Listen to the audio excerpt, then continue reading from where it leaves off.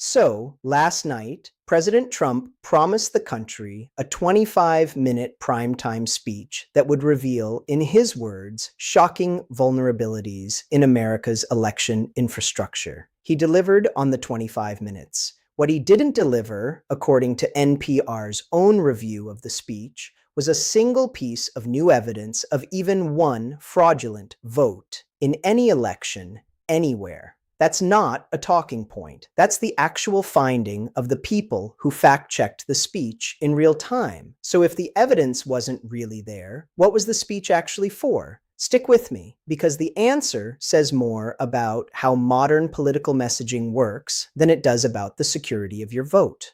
Here's why this moment matters, and it's bigger than one speech. This address landed 4 months before a midterm election that will decide who controls Congress. It came from a president with, by recent polling, one of the lowest approval ratings of his second term in the middle of a war with Iran that's about to enter its 6th month. And it revived a claim he's made in some form since before he was even first elected in 2016, that American elections can't be trusted. Because here's the thing about that claim. It doesn't need to be proven to work. It just needs to be repeated at the right moment on the biggest stage available, and it reshapes how tens of millions of people feel about the system, regardless of what the underlying documents actually say. Let's put some real numbers around why now specifically. Polling from YouGov earlier this month put the president's disapproval rating above 57%, among the weakest points of his second term. He's also nearly 6 months into an active war with Iran that, according to recent coverage, is still producing nightly strikes rather than winding down. Against that backdrop, a primetime address built around a 6-year-old election, rather than the economy or an ongoing war, is itself a choice. And choices like that tend to say more about what an administration wants the public focused on than any speech transcript ever will. Let's build out the backdrop here, because this didn't come out of nowhere. The American election system is, by design, radically decentralized. There is no single national voting system to hack, no single database to compromise, no single point of failure. Elections are run by thousands of separate county and state offices, using different machines, different software, different procedures. That's precisely why the US intelligence community has, for years, assessed that large-scale vote manipulation across enough of the country to flip a national result would be, in practical terms, close to impossible. Now, that same decentralization is exactly what makes a story like this one so easy to build. Because if you can point to one vulnerability in one county or one data purchase involving a handful of states, you can describe it in language that implies the entire system is compromised, even when the actual finding is narrow, local, and often nothing new.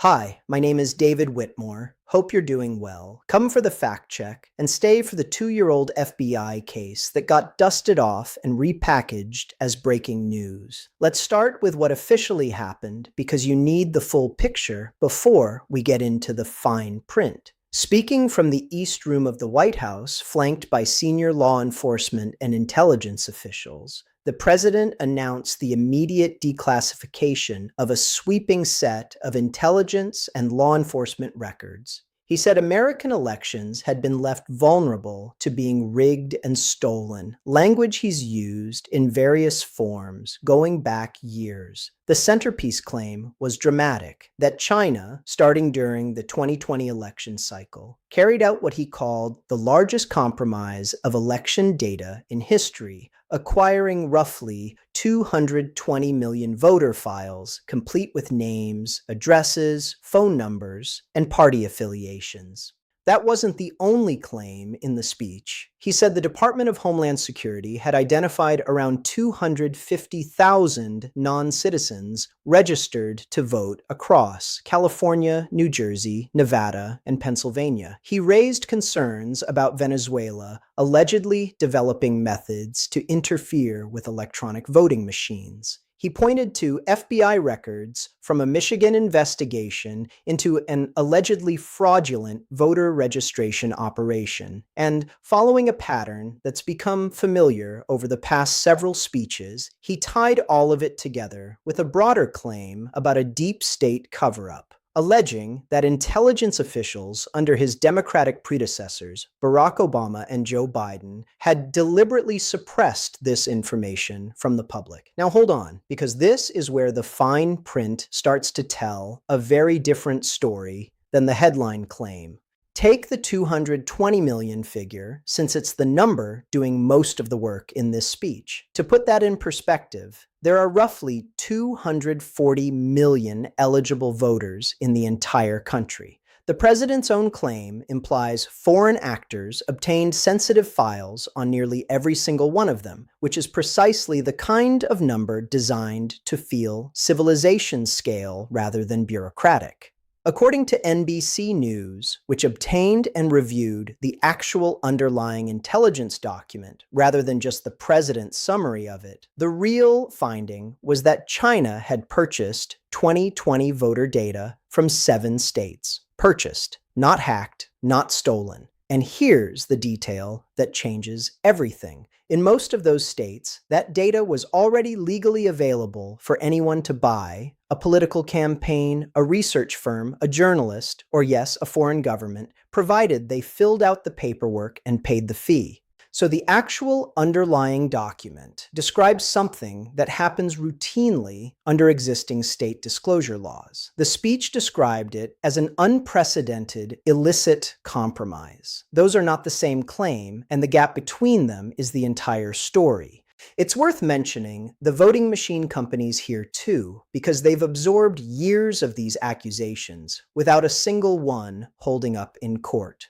Smartmatic, the voting technology firm named again in coverage of this speech, has said through a spokesperson that it vehemently rejects what it calls baseless and repeatedly debunked accusations about its systems. And it's worth remembering, the company has previously won large defamation settlements from media outlets that aired similar unproven claims after the 2020 election. That's not proof the current claims are false, but it is a signal about how costly it has become, legally, to make unsubstantiated allegations against these specific companies, which makes it notable that the same category of claim keeps resurfacing anyway, this time from the Oval Office rather than a cable news panel. Follow the money on the Michigan case too, because it's an even clearer example of the same pattern. The FBI records the president cited do describe a real investigation, a 2020 raid on a voter registration group in Muskegon, and some canvassers who reportedly admitted to signing registration forms in other people's names. That's genuinely concerning conduct, worth taking seriously. But the fuller record shows prosecutors ultimately declined to bring any charges, and the FBI closed the case years ago after concluding investigators hadn't established a provable federal violation. So what got presented last night as a fresh revelation of buried fraud is, more accurately, an old, already closed case without any conviction being reintroduced to a national audience as if it were new.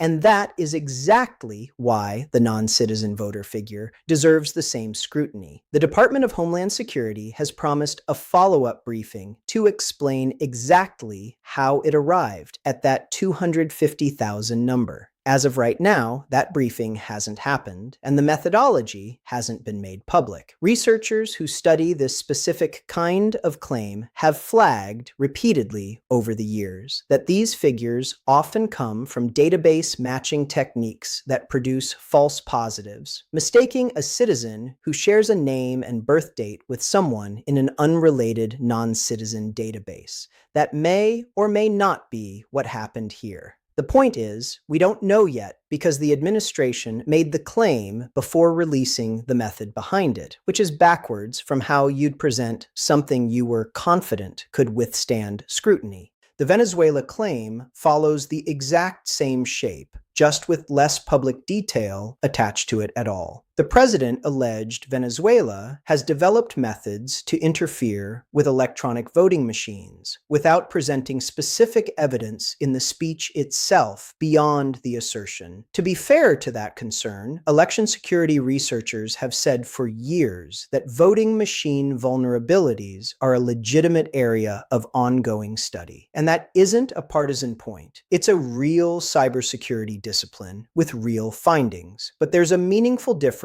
between a category of vulnerability exists and deserves research funding, and a specific foreign government has already used this method to interfere. And last night's speech blurred that line without offering the public any way to independently tell which one it was describing.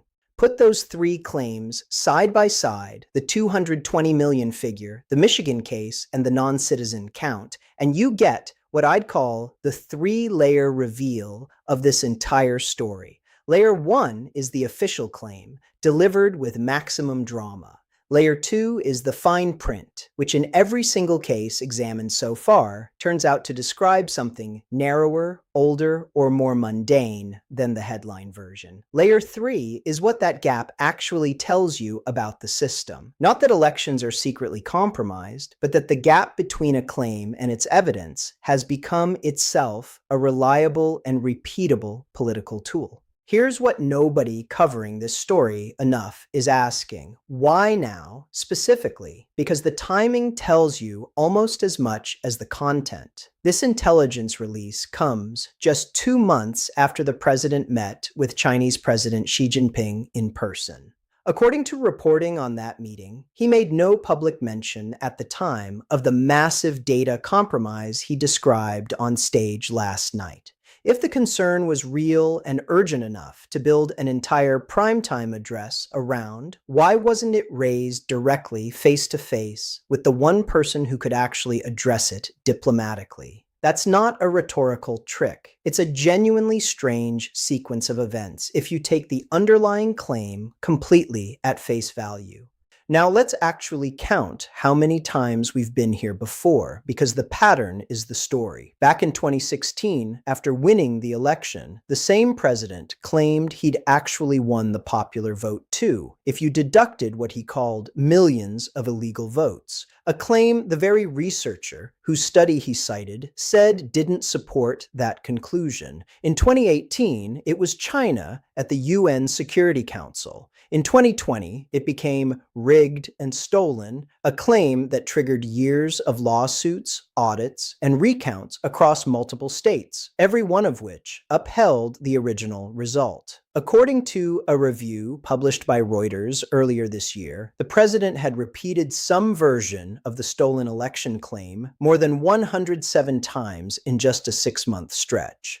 That's not a single allegation being investigated. That's a recurring feature of his public communication, resurfacing on a predictable schedule tied to election cycles, not to new evidence. Here's what makes tonight's version different in tone, though, and worth noting precisely because it's new. For the first time, the claim arrives wrapped in the formal machinery of declassified intelligence and a coordinated law enforcement release, rather than just a rally speech or a tweet. That matters because declassification carries an implicit credibility signal, the sense that trained analysts and lawyers reviewed this material and judged it fit for public release. When the substance underneath that packaging turns out to be thinner than advertised, as it did with the 220 million figure, it doesn't just undercut this specific claim. It borrows credibility from the declassification process itself and spends it on a story that doesn't fully hold up. The China angle specifically has its own rhyme worth hearing. In 2018, the same president stood in front of the United Nations Security Council and accused China of trying to interfere in that year's midterms over trade policy. China responded then almost exactly the way it responded this week, citing its long-standing policy of non-interference and rejecting what it called unwarranted accusations. Same claim, same denial, 8 years apart. History doesn't repeat itself. but it rhymes. And right now, it's rhyming loudly enough that you have to ask whether we're watching a genuine investigation unfold or a script that gets performed with new numbers plugged in every time an election gets close.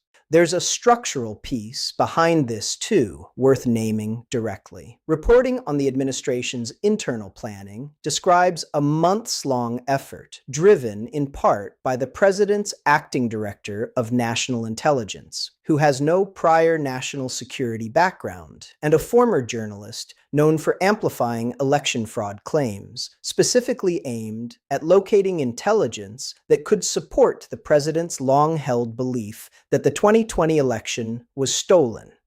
Separately, the administration has spent the past year in court trying to compel individual states to hand over sensitive voter data directly to federal agencies. According to that reporting, judges have repeatedly ruled the administration overstepped its legal authority since voter roll administration is a state responsibility under existing law. So here's the pattern. Lose in court, then go around the courtroom entirely and make the same argument directly to the public on a stage where legal standards of evidence simply don't apply. This is not how it looks on the surface. On the surface, this is a story about foreign interference and voter fraud. Underneath, it's a story about an administration that has repeatedly failed to establish these claims through the normal legal and evidentiary channels, choosing instead to build public pressure through primetime television and mass declassification, where the burden of proof is whatever the audience is willing to accept. The reactions split almost exactly the way you'd expect, and that predictability is itself worth sitting with for a second. Democratic lawmakers, including Representative Jason Crow, accuse the president of distorting the truth, specifically to discourage participation in this year's election. Republican allies framed the release as long overdue vindication of concerns dismissed for years by intelligence agencies and mainstream outlets. Both reactions were fully formed within hours of the speech ending, long before most people, including most journalists, had time to actually read the underlying documents. That's not really a debate about evidence anymore. That's two audiences confirming what they already believed, using a speech as the occasion rather than the source. But here's the catch that the neat partisan split leaves out. The reaction inside the president's own political operation wasn't nearly as unified as the public messaging suggested. According to people close to the administration, some Republican strategists have privately questioned whether relitigating 2020 is even the right message 4 months before an election that will decide control of Congress, arguing the party should be campaigning on the economy instead. That's an internal disagreement about strategy, not just an external fight with critics, and it's a reminder that even people who broadly support this president don't all agree the 2020 argument is a winning one to keep making in 2026. So who actually wins here? The most obvious winner is the push for the president's stalled federal elections overhaul legislation, which he explicitly tied this speech to, and which now gets a fresh, dramatic justification heading into a defining midterm year. His base gets a rallying moment, the deep state narrative gets a new chapter. Who loses? On the surface, you'd say Democrats or China or the intelligence officials being accused of a cover-up, but here's the real loser, the one that doesn't show up in either side's talking points, the actual credibility of future, legitimate national security disclosures. Every time a declassification event turns out to describe something far more modest than what was claimed on stage, whether that's a legal data purchase mislabeled as a hack or a closed case reintroduced as breaking news, it becomes a little bit harder for the next administration of either party to declassify something real and have the public take it seriously on its face. That's the quiet cost here, and it's the one nobody's talking about tonight. There's a second, less obvious loser, too. The state election officials actually running this year's midterms. Michigan's Secretary of State pushed back directly, saying the state's elections were secure in 2020 and every year since. But that pushback happens in the shadow of a much louder, much more widely viewed primetime claim. Local officials, the people with the least political power in this entire story and the most direct responsibility for running a clean election, are left explaining, county by county, why the system they administer is more trustworthy than a national address just told 60 million viewers it was. That's an uneven fight, and it's one they didn't choose to be in. And here's the paradox at the center of all of this: the claim that the system is dangerously vulnerable, and the fact that the system's own decentralized design is exactly why no single claim like this has ever been substantiated at scale, are both being presented simultaneously as reasons to distrust it. If the system were actually this fragile, you'd expect at some point an actual proven case of a flipped result. 6 years and multiple declassification events after 2020, that case still hasn't arrived. Not because nobody's looked, because according to every independent review conducted so far, including this week's, it isn't there.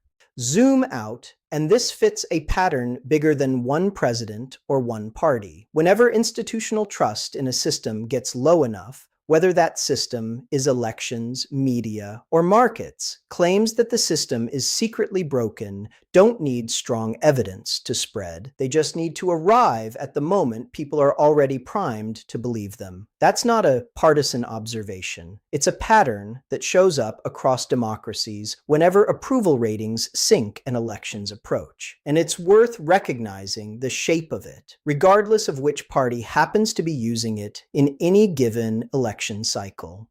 So here's what to actually watch in the days ahead, because this story isn't finished. It's just moved out of prime time and into the slower, less watched process of verification. Watch whether the Department of Homeland Security actually holds the briefing it promised on the 250,000 non-citizen figure, and whether the methodology behind that number survives contact with independent reviewers the way the 220 million figure didn't. Watch whether any additional documents in this release get their own NBC-style deep dive, comparing what was claimed on stage to what the paperwork actually says, because if the pattern from the China claim holds, it likely won't be the only inflated figure in this release.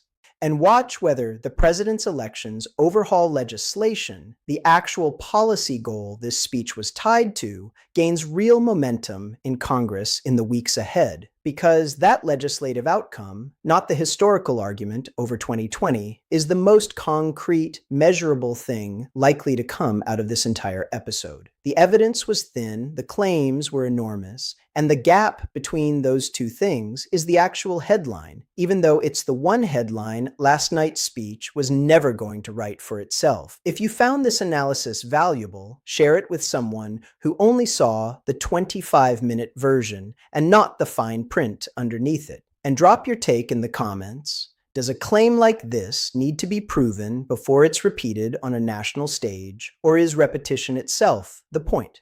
I'm David Whitmore. Thank you for watching.